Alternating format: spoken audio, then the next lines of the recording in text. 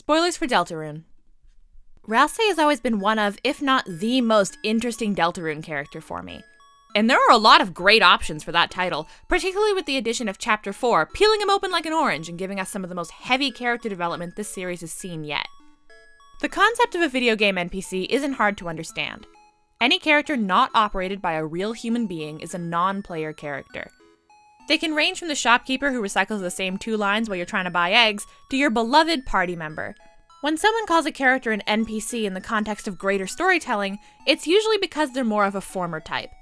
It's a criticism or just a light jab of the writing for having any sort of important character who feels like they only exist to exposit information or serve one role without really having personhood attached.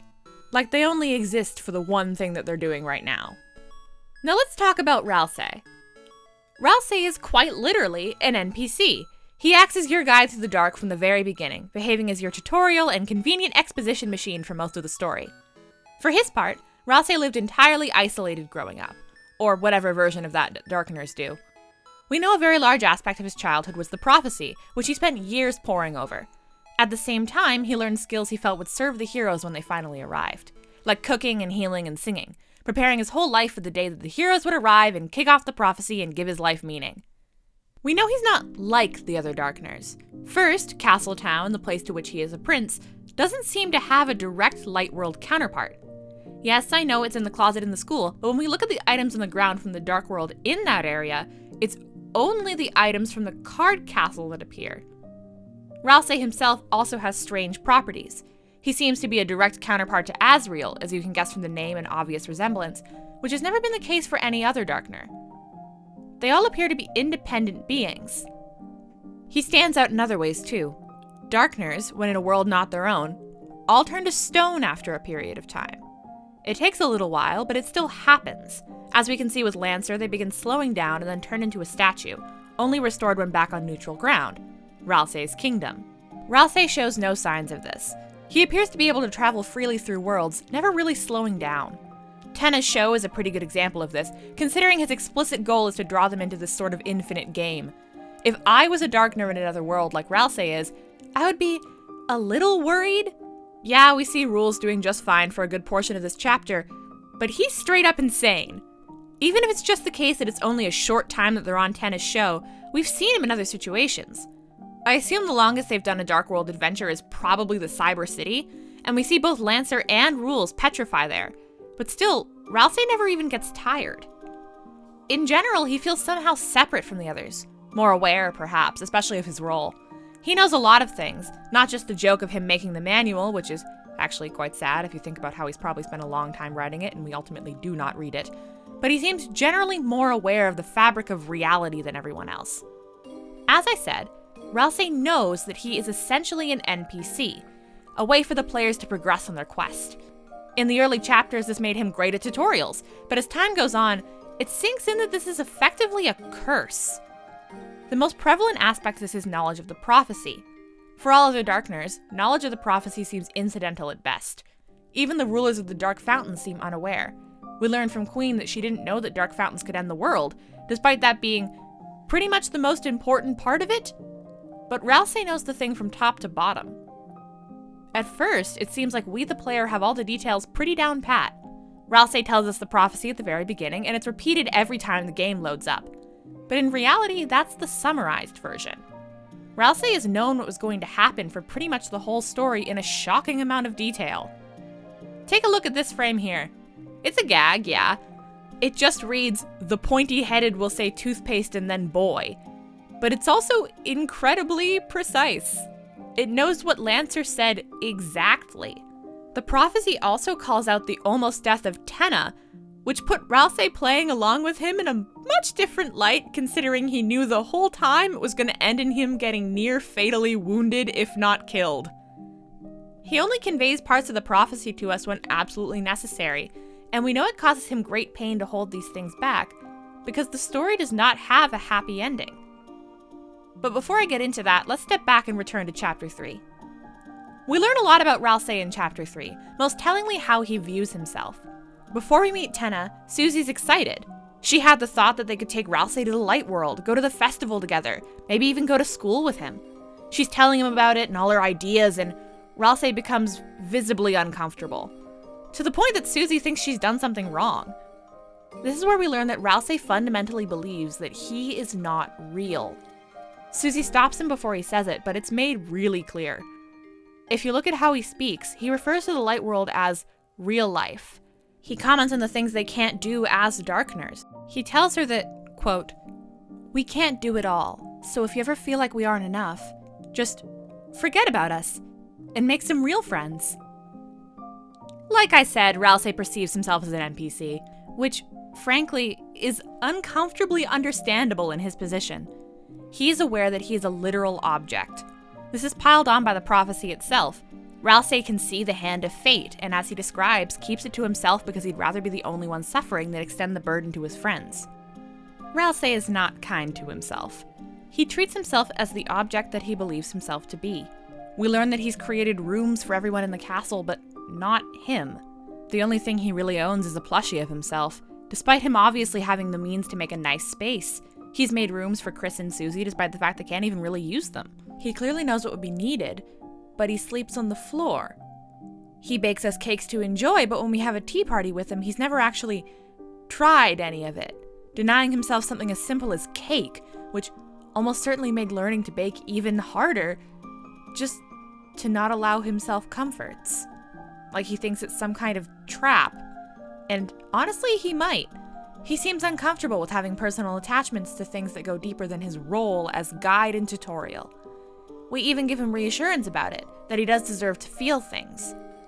Ralsei is a follower. He wants to be a follower, to be useful to people. He states outright that most of the things he knows how to do are because he wants to be able to help. He doesn't feel like he has any passions of his own. He doesn't know how to be his own person. He feels he has a purpose in this position he has created for himself. It's a self-destructive spiral. In the video game portion of Chapter 3, we see Susie will go off and do her own thing, having fun in the game. In this portion, there are no wrong answers. They're just having a good time. So instead of following Chris like in the normal game, Susie will throw around rocks and Ralsei's, collecting coins and just playing around. But Ralsei follows behind you like he always does. Susie even gives him the reins at one point, letting him be player one and feel like it for potentially the first time in his entire life. And despite the fact that Susie doesn't really notice, it's clear that this moment is a bit of an epiphany for him. And it puts you in his shoes as well. Ralsei as player one will progress areas without you, and you just get to watch. It's clearly freeing for him. Control is a major theme in Deltarune, specifically personal agency and choice, things Ralsei seems to believe he does not have. He's never been the main character of his own life. His lowest point comes in Chapter 4.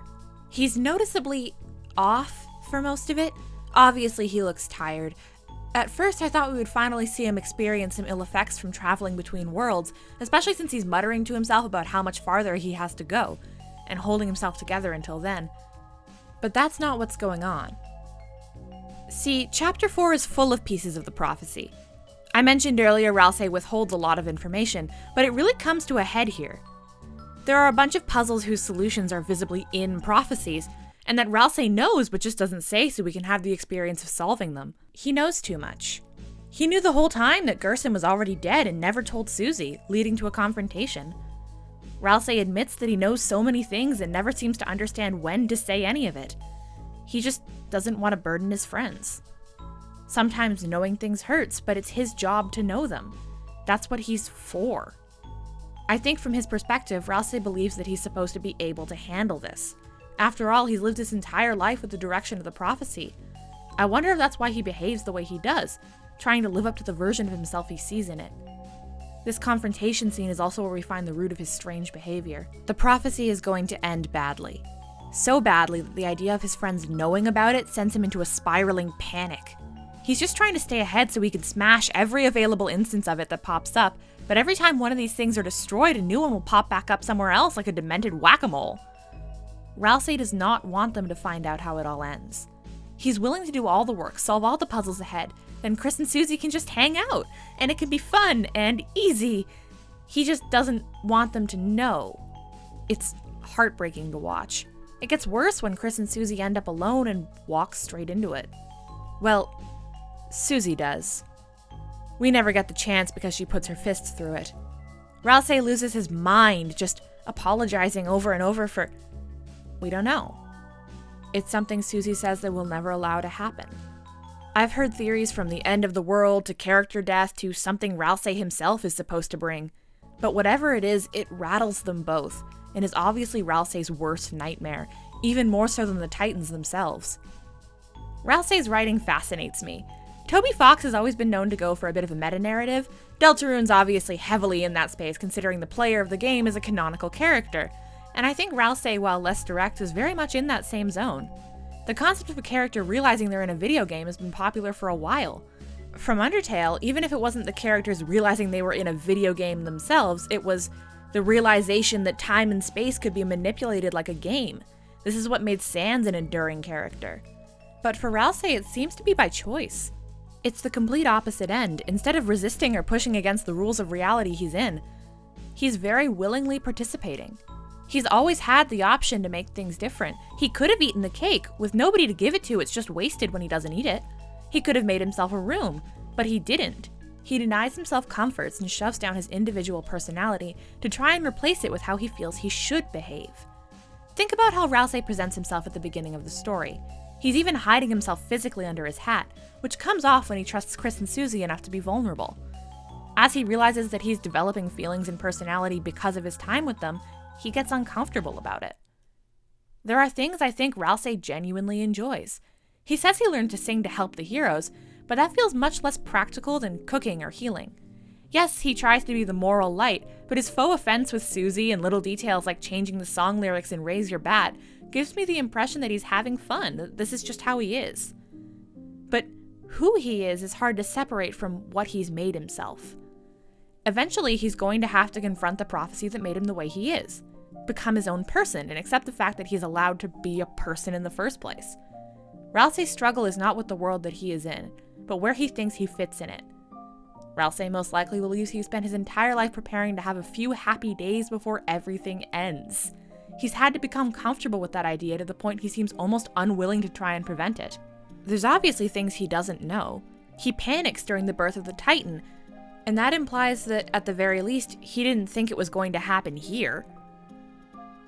But the attack on Tenna, he knew and he didn't try to stop it. He doesn't know what to do with himself, especially with the growing conflict he's never felt before. His arc is going to be his development as Ralsei and where that gets tangled up in what he feels like he knows about reality. The only way that he can get his best ending is accepting that he deserves to live a happy, comfortable life where he is in control of his own destiny. I'm excited to see where his story goes. That's the end. If you're new here, don't forget to like and subscribe and let me know your thoughts in the comments. I just had to talk about him because the new chapters gave us so much information and I just really enjoy this kind of character trope.